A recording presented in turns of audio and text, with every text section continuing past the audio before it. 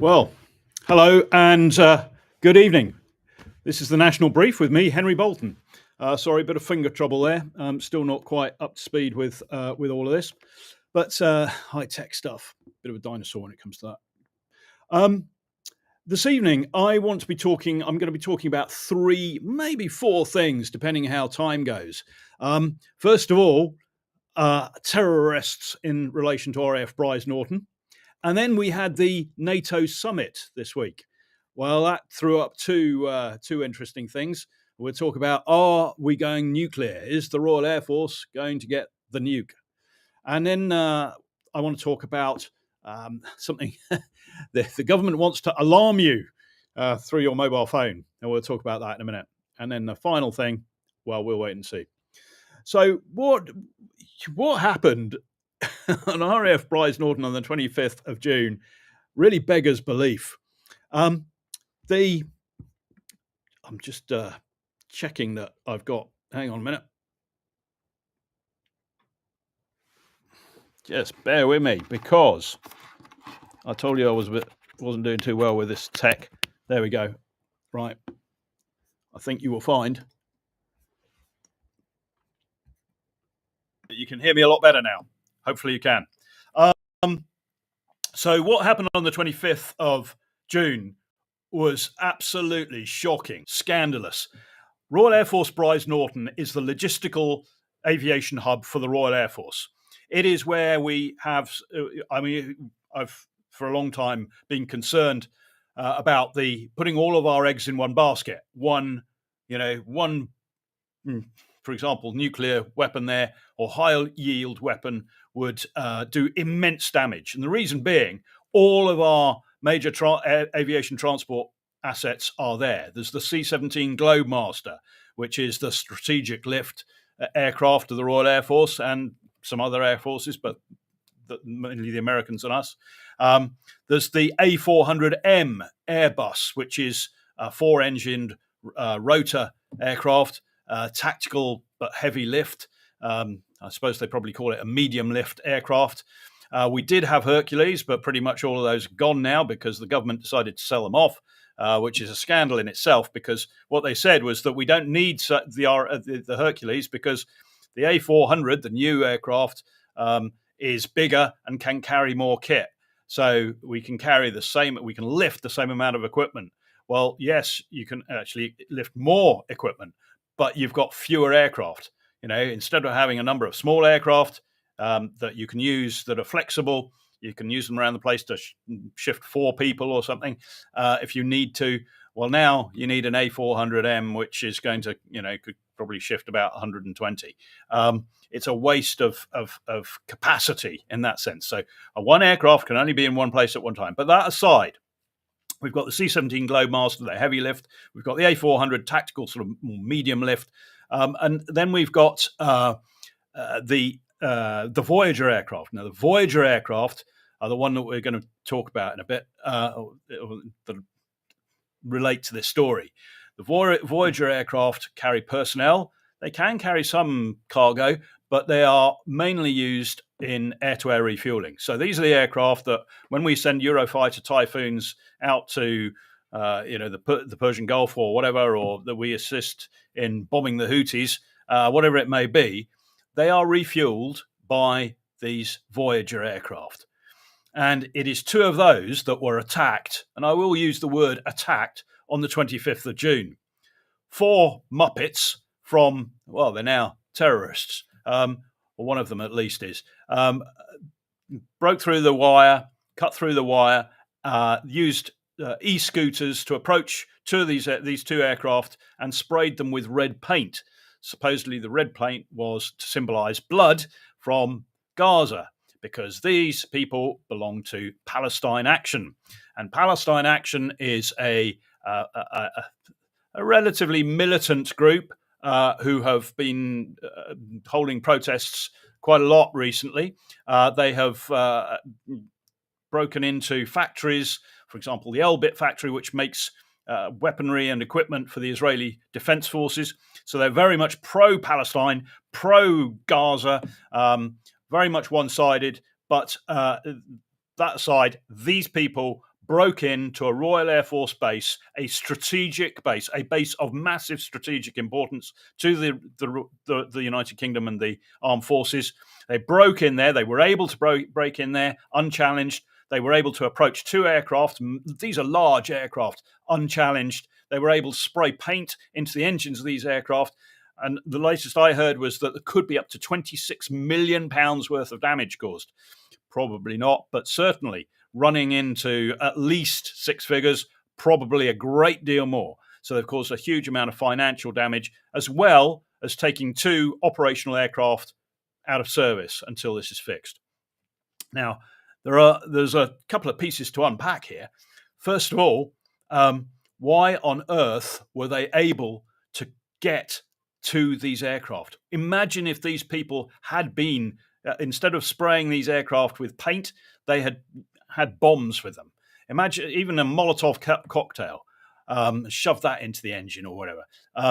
The idea that you can approach aircraft of that side, we're talking airliner size aircraft, without any detection and without being challenged, beggars belief. Back in the day when I was in the army, everybody had to do sentry duty and roving patrols around the barracks and so on. And if somebody was to be seen in a place where they weren't supposed to be, you challenged them. You were armed. You would challenge them 3 times: halt or I shoot, halt or I shoot, halt or I shoot. And if they didn't halt, you had to shoot them. What's happened? Well, we've outsourced a whole load of our security. I don't know whether that was partly to blame in this case. Unarmed civilian security. And some civilian security companies are extremely good, some less good. They're a mixed bag, but none of them are armed. So that what they can do, the capacity to actually stop somebody, and they actually only have civil powers of arrest, common law powers of arrest. They don't have the same sort of arrest powers as RAF police or as the regular police, the civilian police. So, we are leaving ourselves wide open, and the naivety, the complacency of this is absolutely staggering. And to me, that's the biggest scandal here. Not that somebody would try to do this, but that somebody's assumed that nobody would try it. I mean, it's not exactly rocket science when you've got your armed forces there. If one day somebody tries to have a pop at them, because they are the asset that can damage them, damage their interests. We know because they've been arrested in Cyprus and in the UK that Iranian sleeper cells were active in the United Kingdom, ready to commit terrorist attacks and to spy. Well, what if it had been one of those groups? I mean, the complacency is staggering. The naivety is staggering. How this was allowed to happen, I don't know. But what's happening now? Well, 4 of these Muppets have been arrested. One of them, I understand, at least one of them has now been charged with offences under the Terrorism Act. So they'll go through the process. But Palestine Action itself is being prescribed now by the government as a terrorist organisation, because it's not just this. It's also questions about where they're funded from, who has influence over what they do. And clearly, when the government decides to prescribe an organisation as a terrorist organisation, well, quite clearly there is something behind it. It's not just, they don't do it just for the whim of it. There's a protocol behind this, and they will have had input from the security service, secret intelligence service. So you've got MI5, MI6, the defense intelligence, and so on. All would have been feeding into this, and leading to the conclusion that these people actually need to be put in a box. I don't mean a coffin. I mean put them in a box and close the lid. They need to be controlled. So that's what happened. Somebody got into one of the RAF's main bases, attacked 2 massive aircraft, damaged them, so they're not operational at the moment. At a time when we potentially could have found ourselves, different subject as to whether it would have been right or not, at war with Iran, backing the Americans up. We would have needed those aircraft. Well, as it turns out, we didn't. That's a good thing, but we could have done. And those aircraft were off the road. So that's what happened. The people who were responsible belong to Palestine Action. Again, we're importing foreign conflicts into our streets and onto our own bases. And Palestine Action is being prescribed. But there's another twist to this tale. And for me, this is a particularly interesting one. In a letter written by Robert Jenrick to the Prime Minister, there's something quite revealing. And I'm going to read it to you because the Prime Minister himself is partly to blame for this. Listen to this. To the Right Honourable Sir Keir Starmer, KCB, KC, MP, Prime Minister. In 2001, you chose to defend Lindis Percy. Sorry, it's a bit blurred, this. A serial trespasser arrested more than 500 times for breaking into Royal Air Force and United States air bases to disrupt and sabotage military aircraft. The Prime Minister defended somebody who had broken in to RAF and American bases over 500 times with the intention of sabotaging military aircraft. What's more, you volunteered your time pro bono without payment to argue that such attacks could be lawful. This letter, by the way, is from Robert Jenrick, who is the Shadow Justice Secretary. And so it's Robert Jenrick saying, presumably you did this because you have sympathy with her actions. Now, there's something called the cab rank rule, which I'm not a lawyer, but it's how jobs get allocated to lawyers, and I think it means that if you are being paid, then it's like a taxi rank. The first taxi that's available takes the job, but that's waived if you're going to take it pro bono. You're not going to charge for your legal costs. And so that's what Keir Starmer did. He went pro bono. He offered to defend this woman against 500 offences of breaking into Royal Air Force bases with the intent to sabotage aircraft in 2001. He avoided the queue thing. So, in other words, he not only didn't get paid, but he jumped the queue in order to defend this woman. So it goes on. By championing Mrs. Percy and others, you tried to create a precedent that would make politically motivated sabotage of defence assets immune from punishment. Because had he successfully defended her, this woman, then and he would have had to have proved that it was lawful to do this. And therefore, precedent would have been set, meaning that other people could do it. Had you succeeded, last week's raid on RAF Briars Norton would today be on firm legal ground. You then celebrated risking national security, featuring Mrs. Percy in your 2020 leadership launch. So, although this happened in 2001, the Prime Minister defended somebody free of charge and jumped the queue to do it, defended somebody who had broken into RAF and US Air Force bases 500 times with the intention of disrupting and sabotaging military aircraft. And then, so that's not 2001. You could say, oh, he's changed since then. But in 2020, during his leadership launch, as part of his video, she was featured, this person that he defended 19 years earlier. So it's clearly still at the forefront of his mind. He thinks this was a good thing to do. Now, once a lawyer selects a client for political promotion, that clearly becomes endorsement of them and their actions. And Robert Jenrick's absolutely right.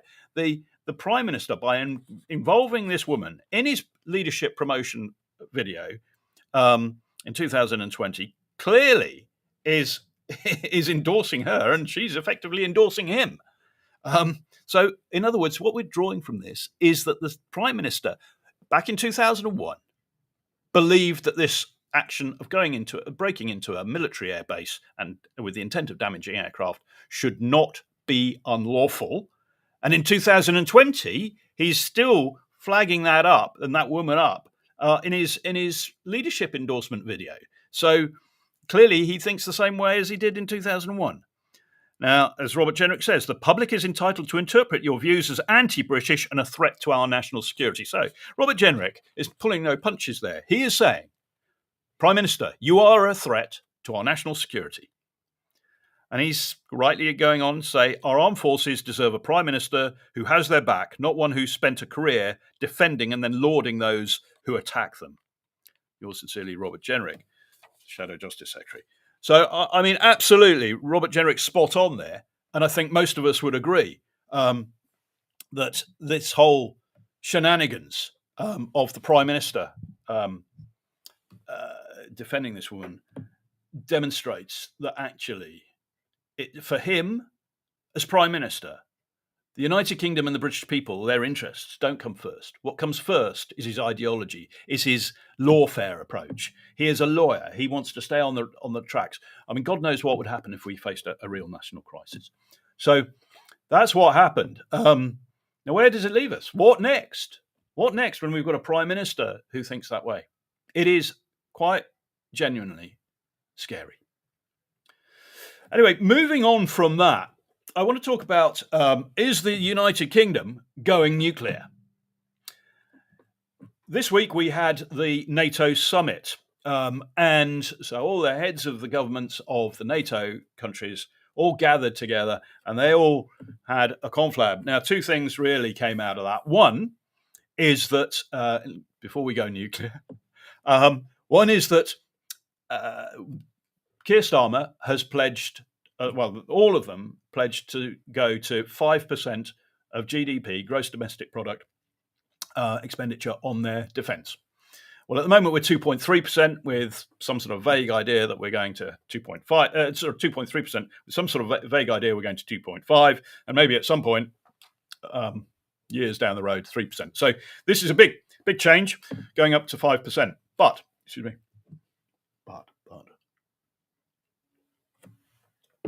so what the Prime Minister has now, he's agreed to go to 5%. So you and I and most, well, not me, but most people would assume, okay, that's great. We're going to double, if you're supportive of a strong armed forces, particularly when we've got such an unstable and unsafe world, that we're going to double our defence expenditure. Well, it doesn't really work out like that. Let me explain. First of all, and this, I mean, again, I am sick and tired of politicians trying to massage the words and massage the facts and mislead people, and they seem to think we're all stupid. They have no courage and no integrity, but we all know that. But here, this is just another example. So we're not doubling our defence budget. And let me start. We're at 2.3%, but that doesn't mean we're spending 2.3% on, which is about average in NATO, actually. It's about average. Poland is heading for 5% already. I think it's at 4.7%. There's a couple of other close. Estonia's not far off. Finland's up in 4% or so. We've got, I think, well, we're about in the middle if you take 2.3% of GDP. In financial terms, it's more because some of those countries are very small. But in terms of the effort that costs, not just financial burden, but the effort, the amount, the proportion of that country's wealth that goes into defence, we're about middle. And but we have a nuclear deterrent, a strategic nuclear deterrent, and that if you take that cost out, because nobody else in Europe, apart from the French, has. I'm talking about the continent, Europe, the continent, has a nuclear deterrent apart from France. If we take our nuclear deterrent costs out of that, we're only spending 1.6% of GDP on our conventional forces. And that's important because actually that's, I think, third or fourth from bottom out of all the NATO member states. And yet somehow we maintain armed forces that are absolutely incredible. But but they're very, very small, under-equipped, and they don't have the depth and the resilience, the sort of logistical backup, tank engines and so on. So your tank engine goes down, then how are you going to replace it if you haven't got any in the chain? So you can't start the factories going at that point. So 2.3%, actually 1.6%, and that puts us about fourth from bottom in NATO in our expenditure. Now, to go up to 5%, what we're going to see is not the whole thing being ramped up.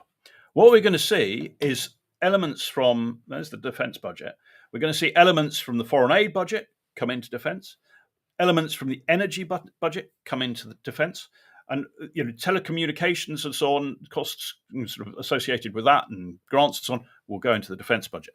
Our defence budget, that 5%, is not all on guns and bullets and tanks and soldiers and aeroplanes and ships. A lot of it is going to be on wind farms and the infrastructure associated with those, for example. Some of the aid budget is being used at the moment to fund the costs for asylum seekers. Contentious issue. But that's going to be now met because that's part of our national security. And it is, and we'll come on to that in a minute. But that all means we're now, policing functions, border security, wind farms, because it's part of resilience, all going to be folded into the defence budget. Now, there's a rationale for that, and that rationale, NATO rationale, which is that our NATO members have to have more resilience. If they come under stress, strain because there's a major conflict, then it's important the economies keep going. I get that, but to pile it all in and kind of say we spend 5% on defence is really misleading for the public, and I don't like it at all. But that's one thing. The other thing that's come out of this is an announcement by the Prime Minister that the Brits, us Brits, we're going to buy 12 F-35A aircraft. Now, bear with me on this because it's a little bit technical, but the point is that this has started a total storm in the media, amongst politicians and the public, particularly people who don't like war, because the F-35A can carry nuclear weapons. And Keir Starmer, in his very bad, poor judgment and wisdom, has, he said, we're buying 12 F-35A Lightning II strike fighters that are nuclear capable, which implies to most people, and understandably, that they're going to be carrying nuclear weapons. Calm down, don't panic. That's not the case. We are not buying nuclear weapons. And this is worth explaining because I think politicians don't explain. There are four variants of the F-35 Lightning II aeroplane. There is the F-35A, which I'll come back to in a moment. There's the F-35B, which is a vertical takeoff version. And it's a short takeoff and landing version, but it can vertically take off. And that's what we've bought. We've got 48 on order. I think we've received probably about 35, at 35 or 36, something like that. And those are the aircraft that we put on HMS Queen Elizabeth and HMS Prince of Wales, our two aircraft carriers. That's the F-35B. And it's a particular model because it has a different engine and it's got different, it can direct the nozzles and so on so that it can take off vertically. It's got all that gubbins, and it's got a much more, in that sense, powerful engine and those nozzles and so on. And it's got to suck air in through the top of it. So it's got a fan to do that. So that takes up a lot of space, occupies a lot of weight, creates a lot of weight and so on. And so this aircraft's got to be small enough to go on an aircraft carrier. So it carries less fuel. It carries less, it's got less weapons storage space. And as a result of all that and it's because it's heavy, it can't go as fast as the F-35, which I'll come back to in a minute. But it's still a damn good, damn fine aircraft. It is not cleared technically to carry any nuclear weapons. There is then the F-35C, which is also designed primarily for aircraft carriers, but not ours. Aircraft carriers with catapults and traps, cats and traps, so that things can, like the American ones or like the old British ones, where you didn't have vertical takeoff or short takeoff, no Harrier ramp. These things would conventional takeoff on a runway on a ship, and they would land in the same way. Whereas the F-35 can come in and come down like that. Now, these aircraft, so the F-35C is designed for operating on ships, but because of the space, its wings fold up at the tips. That means you can't put fuel tanks in them, which means it has less fuel, and again, less space for weapons, which means that it requires more power on takeoff and so on, which means that again it's limiting its fuel space and its weapon space. So it can't go quite as fast. It can go faster than F-35B, but not as fast as an F-35A, and it's got it's not got the same range. Can't go as far because it's not carrying as much fuel. So you've got the F-35B and the F-35C. There's the F-35A, which is the one we're buying. Then another 12 of those. And we're buying 12 of those by cutting back on the 48 F-35Bs we got. I know this is probably boring, but it's important because the F-35A is cleared technically to carry a nuclear weapon. And as such, it also meets a demand on the United Kingdom. The United Kingdom is part of the United Kingdom, Netherlands, Belgium, Germany, and Italy are all part of what they call dual-use aircraft, a sort of a NATO strategy doctrine, call it what you will, which means that if the NATO area were to be attacked, and if the only recourse in terms of defending ourselves was to use tactical nuclear weapons, not big rocket, big intercontinental ballistic missiles, but if we were going to use these, smaller yield bomb, then we have to have the means to deliver it as NATO, as the alliance. The Americans obviously have that means. The Americans have the bombs to do it, and there's something called the B-61 bomb, and there are some in Britain, and they belong to the Americans, and they sit at RAF Lakenheath, I understand, or probably in the vicinity somewhere. And these things are the weapons that can go on the F-35A. They were designed in the 60s. They've probably been updated since. So the United States, Great Britain, Holland, Germany, and Italy, and Belgium have aircraft, and Turkey, in fact, have aircraft that can carry these weapons. They can be used conventionally. They can carry them. It doesn't mean to say that they will. It doesn't mean to say that they're flying around with nuclear weapons. It doesn't mean to say that we have an intention to use nuclear weapons. It simply means that in extremis, instead of just the Americans having the thing that can carry nuclear weapons, an aircraft, we do as well. And that's something under a NATO doctrine. So nobody should get carried away and think, God, good Lord, the British Prime Minister is going to buy the bomb and so on. We've got the strategic nuclear deterrent of the Trident missiles on the submarines. But we are not getting any more nuclear weapons. If we were, in some extreme circumstances, required to carry them, then we'd be using American bombs on behalf of NATO. But so would the Dutch and the Germans and the Italians, and they're not nuclear powers, and they don't have nuclear weapons either. So let's not get carried away. Now, on the other hand, the F-35A, because, going back to the technical bit, the F-35 has more fuel, because it doesn't need to do the things that the F-35B and C do. Because of all of that, it actually can go a great deal further, a great deal faster, and it can carry more weapons. It is an ideal aircraft to operate in contested airspace because it's a stealth fighter. In all sorts of roles, it can penetrate deep into enemy territory to carry out strike missions, but it can also rocket up to high altitudes very, very, very fast and intercept aircraft or missiles coming into the United Kingdom. And the United Kingdom has next to no air defense. So you see the missiles, the Iranian missiles going in on Israel. You see Russian missiles going in on Ukraine and so on. The reality is that we have next to no defense against that sort of thing. We don't have all the air defense and anti-missile defenses that Israel has, that Ukraine has, and most countries have. Even Iran has more than us. So the cupboard is just about bare when it comes to that. So we need something that can get up there and do this job. And so I support buying the F-35A. I would not support buying the nuclear weapons just because we've got an aircraft that can carry them.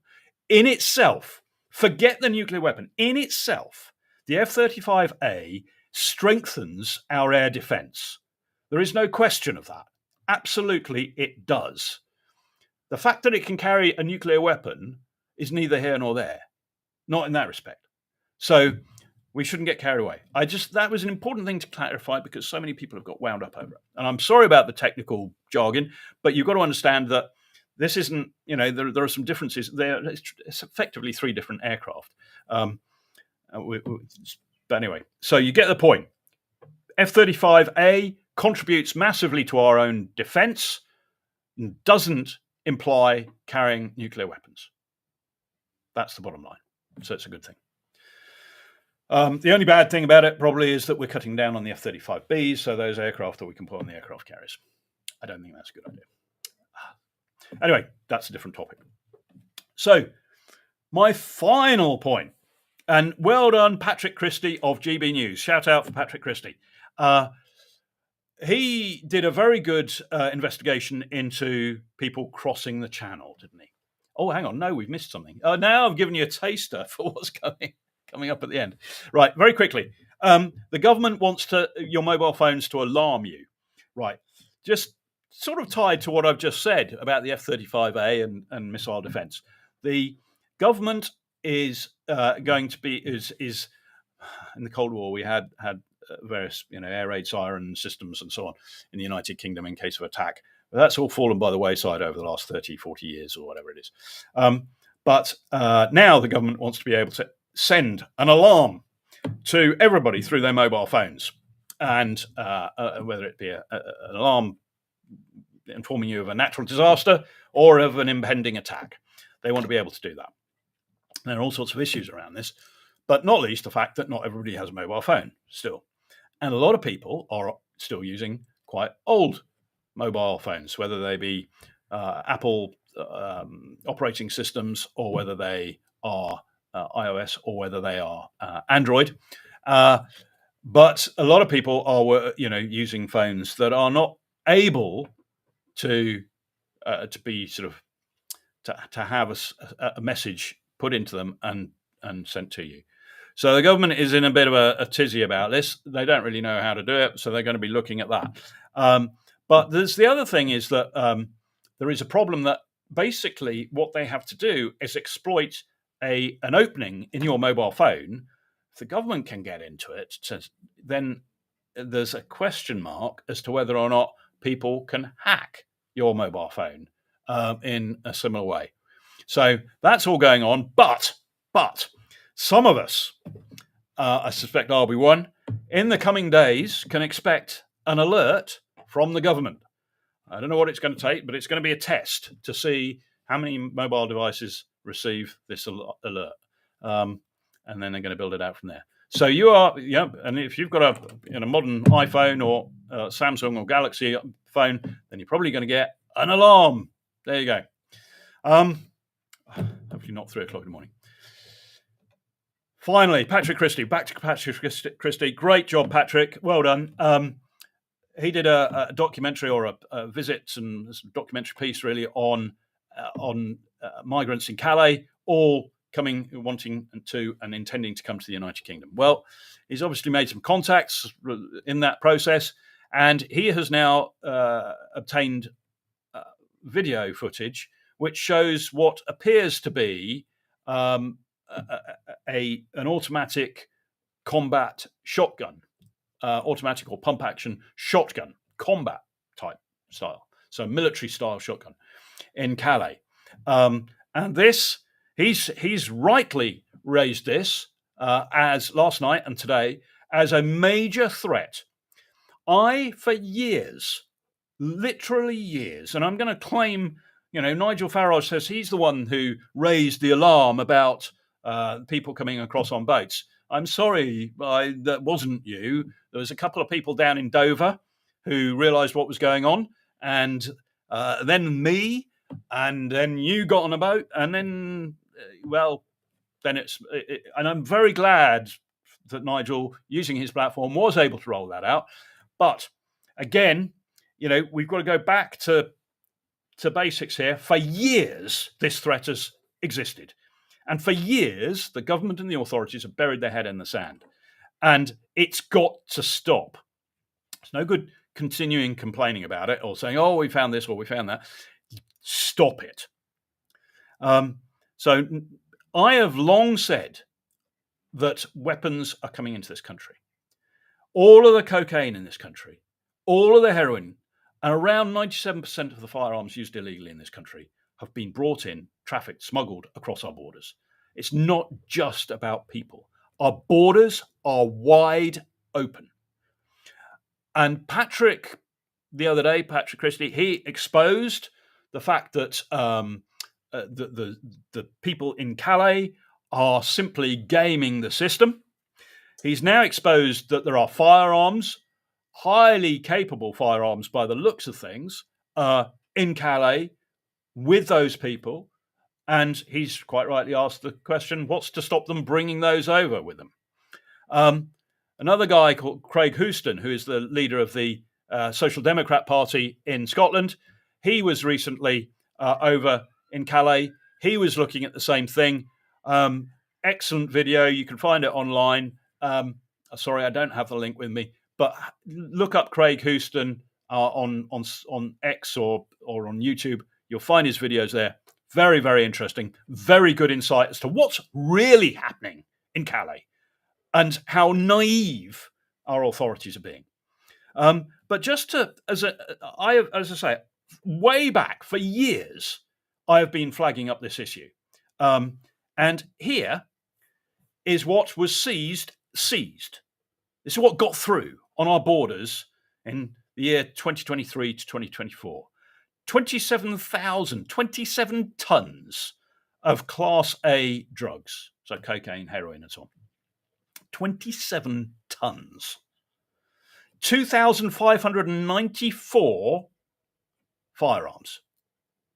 16,770 referrals to victim support of modern slavery and human trafficking.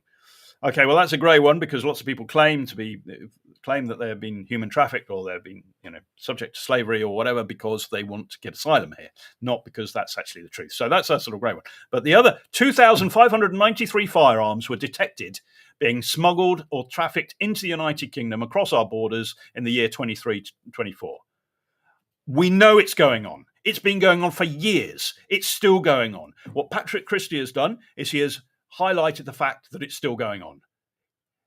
Our borders are not secure. Our borders are appallingly managed. It is time to sort this out. There's a total vacuum of leadership in this country, an appalling one. And I don't care whether it's the Conservatives, Labour Party, I don't care. But nobody is showing the leadership and the determination to actually solve this problem. And I am also sick and tired, frankly, of people coming up with simplistic headlines. It's a complex problem. It can be solved. These things have been solved in other parts of the world. I myself helped Tajikistan to stop terrorists coming across their borders. Now, it can be solved. It can be stopped. If you've got the will, the determination, and the knowledge, and the leadership to do it.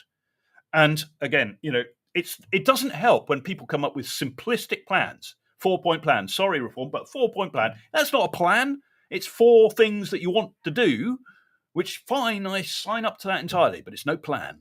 And nobody seems to have a plan, and it's driving me absolutely bloody insane. So there we go. 2,500 firearms. Now we've got, and the boat's still coming at record numbers, at a record rate. So we're in a bit of a pickle, aren't we? And, I'm more and more emphasizing the problem we've got with leadership, because that's where it really falls down. There was a time when our leaders in this country, up till the 60s, maybe even 70s, early 80s, were leaders. And many of them had fought in the war, in the Second World War, and before that, World War One. And these were people, who had seen the world. They didn't come in as a staffer. And I don't mean to be derogatory towards individuals because, it's not their fault that they don't have that worldly experience. It's the fault of the system. We allow people to come into politics, because we vote for them, who have no relevant background. They don't have any leadership skills. They haven't been trained in leadership, and many of them don't even have the basic character and personality traits for leadership. So no wonder we're in a mess. And that's something we've got to really work on. I'll be talking a lot more about that in the weeks, months, probably years to come. Anyway, thank you for joining me on the National Brief. again this week. I'm going to, just so you're aware, I'm going to try and start doing some spaces on X and some live events on TikTok, because then it's easier to have an interaction with you, and we can do Q&A sessions as well. Anyway, drop me a line. Let me know whether it's useful. Subscribe to me on YouTube, and which is Henry Bolton OBE. And I'll see you again next week. Take care. Bye-bye.